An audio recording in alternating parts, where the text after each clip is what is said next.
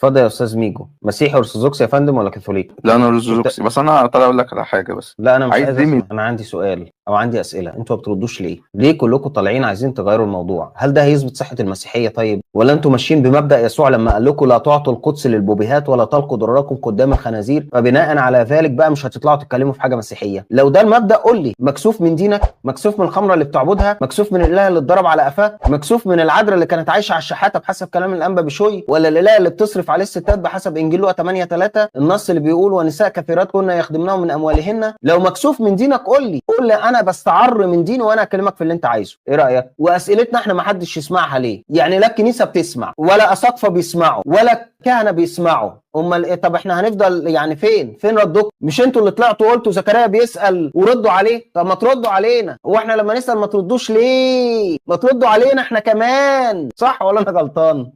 وبعدين كان بيقول أنا بتساءل وألجأ للشيوخ المسلمين الأفاضل يردوا علي، فأصبح في حوار بينه وبين شيوخ المسلمين يردوا عليه. دي مسألة حوار، واحنا نرد عليه ليه؟ معلش يا حبيبي ما تردش ليه؟ إذا كان داخل في حوار يقول أنا مجرد بتساءل وبطلب من شيوخ المسلمين الأفاضل إنهم يردوا. نتساءل يا جماعه، احنا بنتساءل يا اخوانا مش كده.